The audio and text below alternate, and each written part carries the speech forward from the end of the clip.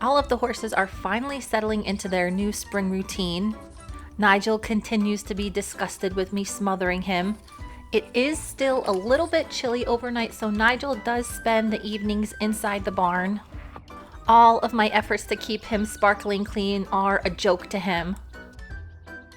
Like clockwork, as soon as I turn him out in the morning, he rolls in the biggest pile of poop he can find and really tries to rub it in. One of the bonuses to me catching him every single day and bringing him inside is he does get groomed twice a day now. Compared to wintertime Nigel, this springtime Nigel is so much cleaner. After he does his morning roll, he sets about making sure none of the other horses are getting too close to his mare. He prances about to try and catch her attention. The boys really don't take Nigel too seriously. I've been using this tiny pasture for the boys for the last 2 years, so everyone has already met Nigel. Frisco Bill does get to walk around Nigel's enclosure during the evening, and he does leave a stray poop pile here and there, which Nigel does not appreciate. I have noticed he is a lot more spicy since I cut the senior feed out of his diet. He really wasn't getting that much, but just the tiny bit of sugar really made him feel a little bit worse than he should. As you can see, he is almost completely back to his old spunky self.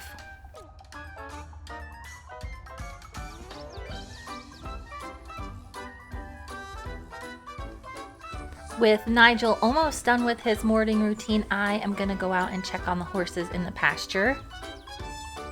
Just for good measure, Nigel looks like he is going to mark his territory right on top of Frisco Bill's pile.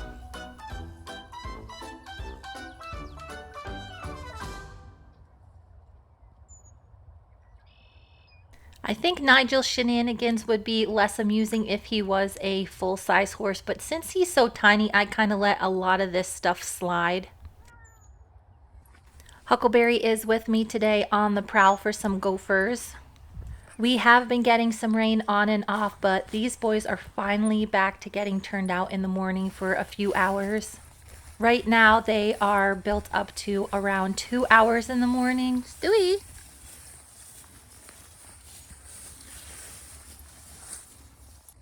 Most of the horses are pretty nice to Huckleberry, but Stewie, I think because he is half Mustang, he does chase him sometimes. A few of you have asked about the coyotes getting in with the horses, and Stewie really makes sure that none of them ever come in the pasture. A few years ago, there was a really aggressive one that came in and tried to chase the horses, and Stewie actually stomped him. Ever since then, I haven't had any problems with other coyotes getting in the pasture. I don't quite have enough time yet to do all of the morning chores while these boys are turned out, so I'm just going to give them a quick once-over this morning. Typically, Little Gus and Stewie are the only ones that don't get too upset if I smother them this early. I do end up getting up a little bit earlier this time of year just so I can get out here before the grass starts producing more sugar. I was a little bit surprised to see so many of you guys, even the ones that have owned horses for a while, were not aware of the dangers that spring grass can present to horses.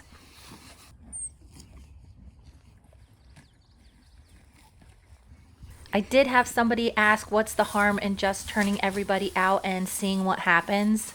Some people may think it's dramatic, but the worst thing that could happen to the horses if they're not introduced to grass properly is they could actually die. Laminitis is a pretty big deal in horses, and that will lead to founder if you don't catch it soon enough. In the simplest of terms, laminitis is just inflammation in their hoof, and when it progresses, the bone that's in their foot can actually move. When that happens, it is extremely hard to treat. Studman had around a 1.5 degree rotation of that bone in his foot when I bought him, and it's taken me almost 2 years to get him back to normal. Most horses that have foundered in the past will require special shoeing and also a very strict diet for the rest of their lives. Every time I get a new horse, I do keep a very close eye on them when I introduce them to grass finally. There was some confusion about the time of day that is ideal to turn out horses that are sensitive to sugars. There actually has been a lot of research done on this, and the perfect time to turn horses out is between the hours of 3 a.m. and 10 a.m. There are some really good resources out there for preventing laminitis and founder in the springtime, and I'm going to link those in the description for you guys in case you're curious. I honestly didn't pay too much attention to it until I started getting in some horses that did have some pretty severe laminitis and founder. Coming into this spring, I do have a lot of new grass coming up. This is 3 years old, so it looks like it's established pretty well. A few other considerations when dealing with pasture grass for horses is the type of grass you plant. I can show you guys what some of these grasses look like. This is the seed head of some Timothy grass. Right before the grass goes to seed is another time when the sugar is a little bit on the high side. This is going to be a variety of brome grass. I'm not really sure which one is planted here. They have kind of thin little spiky seed heads. I'd say the majority of grass in this pasture right now is a fescue like this one. I don't typically have any pregnant mares, so I don't worry about the fescue too much. Also, usually nowadays the fescue that you plant is endophyte free, which is the concern with pregnant mares. Whiplash and Goose both have some concerns when it comes to turning them out on grass too early. Whiplash is getting on the older side, and there is a possibility that he might have PPID. I need to get him tested this year. It seems like just over this last year, he has really started to show his age. He doesn't really show any of the other signs of PPID, but I might as well get him tested because he is on the older side. Pretty much all of the horses have lost the majority of their winter hair except Whiplash, and Gus still has a bit holding on still. But this is rather a large amount of winter hair to still have this time of year. PPID is often still referred to as cushings. This is an endocrine disease of the pituitary gland. This is a pretty common condition in older horses, and there is treatment for it.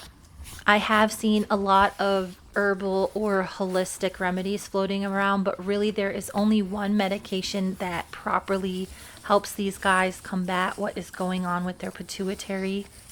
The medication for this disease is a little bit on the expensive side, so I do see people sell their horses instead of actually treating them, which is unfortunate. Goose is another one that I'm very careful about introducing grass to. Oh, Goose. You may have noticed, but Goose and Studman both have a fairly similar body type.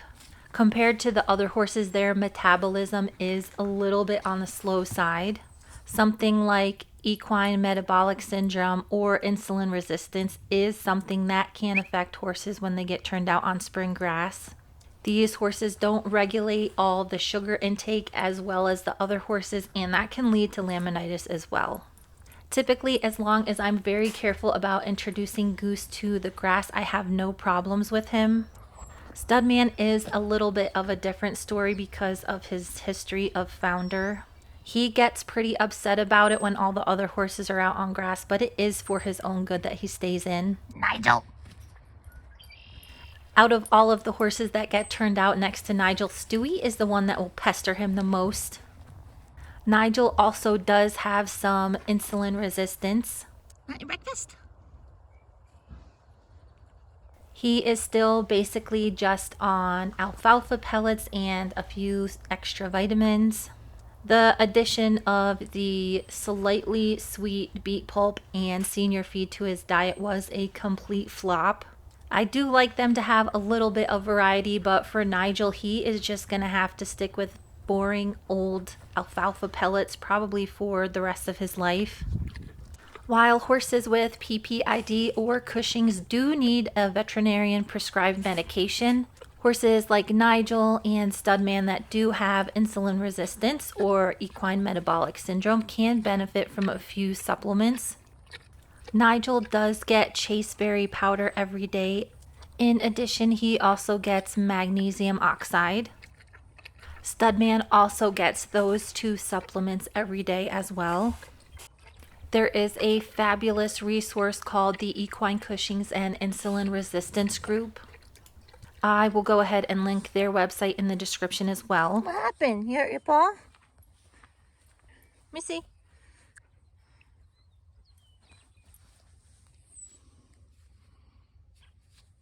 You bit ya? It looks like Huckleberry got a little bit of a gopher bite or a scratch on his paw while he was hunting. It doesn't really seem to be holding him back today, but I think he's lost a little bit of his zest for gopher hunting. Kelly? One of the horses that doesn't seem to have any problems at all with the spring grass is Skeletor. Since he is a warmblood, he does have a little bit of a different metabolism than the other horses. He seems to burn through energy much faster, so it's not a surprise that he's able to process all of this fresh green grass much more quickly than the quarter horses I have. In addition to going out in the morning with the other horses, he does get turned out in the evening as well. After being exposed to the sun all day and doing its photosynthesis thing, the grass does have quite a bit of starch in it by the evening. A big misconception is that if you turn your horses out right in the evening and overnight, the grass is safer for them, but that is actually the worst time that you can turn the horses out. It can be super inconvenient getting up early enough to get your horses out on grass that's safe for them to eat. Since I do have so many high-risk horses, I am used to it by this point. But for someone that is just starting out in horses and you may have an older horse that is at risk, it is definitely worth it. I did get a few questions about wild horses. Typically a truly wild or feral horse like a reservation horse or a BLM Mustang has a wide variety of forage to eat. They typically do not have access to these lush pastures. Come on. Come on. And like most wild animals, if they have a condition that prevents them from thriving, they end up getting phased out of the gene pool, if you get my drift. The horses have been out for around 45 minutes, and it's about time I started getting everybody their breakfast meals and putting them back in their dry lots. It looks like Tiny finally woke up to come out for the day. Even though the horses are getting quite a bit of pasture in the morning, I haven't changed the amount of hay they're getting every day. This time of year, I like to wait until they're on a few more hours of grass, then they'll naturally just stop eating as much hay. These hay piles may not look very big, but being straight alfalfa, this hay is pretty dense. So each pile is around 10 pounds. Skelly! I'm really happy with how Skeletor has been acting while he's turned out by himself. Every once in a while, he'll get a burst of energy and run around just a tiny little bit. Compared to the excitement he would have if he was turned out with a few other horses, this is perfect for him. Since it is safe for him to get grass in the morning and during the evening, he gets the perfect amount of turnout time. I have noticed that Studman does seem to be getting a little bit jealous of him, so I have been turning him out in the arena. I typically do not use grazing muzzles on any of my horses because they can be dangerous out in a herd. But given how Studman is getting, I might try out one on him and turn him out with Skeletor. A grazing muzzle can greatly reduce the amount of grass that horses can grab. It might be the perfect solution to my current problem with both of these horses. It looks like Huckleberry has finally gotten serious about his gopher hunting. I do think I kept him away from the barn long enough for the gophers to mature a little bit and get pretty fast. This time of year when Huckleberry's at the barn, sometimes he doesn't make a sound for hours and hours. He will literally just stand like this and stare at a gopher hole until one pops their little heads out. He does use a lot of his natural instincts as a herding dog to wrangle up these gophers. This is one of the reasons that sometimes I leave Huckleberry at home during the summertime. He gets gopher crazed and he completely ignores when I'm calling him. These horses get trained up pretty quick when it's time to come in from their allotted grazing time. You can see that Whiplash has already gone into his dry lot. Goose does need some extra coaxing to get back in his dry lot.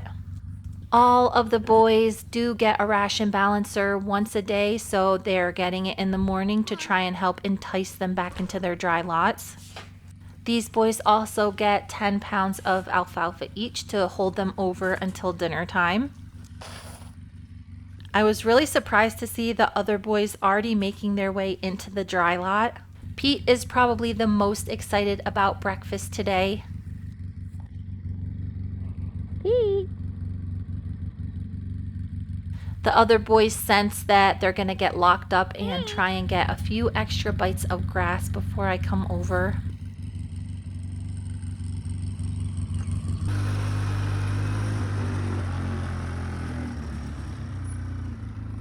Sometimes these boys do have a little bit of trouble figuring out which feed pan is there, so I do have 5 that I actually fill with ration balancer. Even though they all get the exact same amount of feed, they do kind of switch it up every once in a while.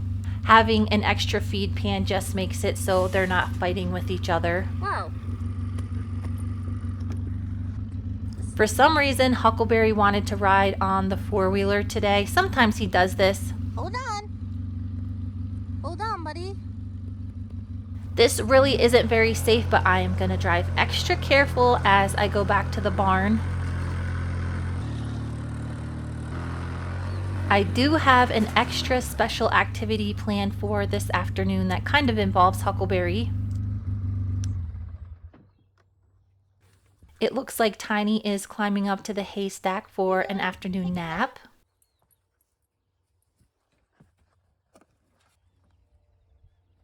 This is probably Huckleberry's favorite time of the day after I feed all of the horses their ration balancer. I do use a flaxseed oil, and Huckleberry just loves cleaning up the bucket after feeding time. You can do it.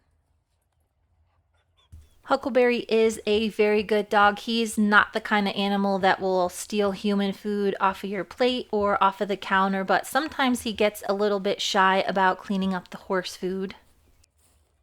I'm just going to give him a little bit of a hand and let him know that he is allowed to lick it. This should keep him occupied until I'm done with the chores for the morning. Okay, Huckleberry, come on. Huckleberry, let's go.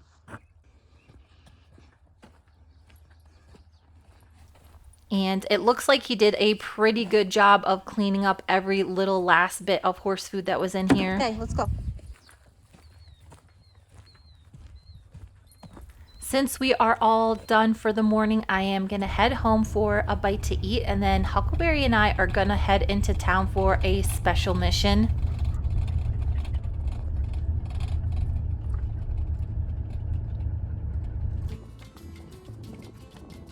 When we got into town, Huckleberry was really excited that we were at the John Deere store.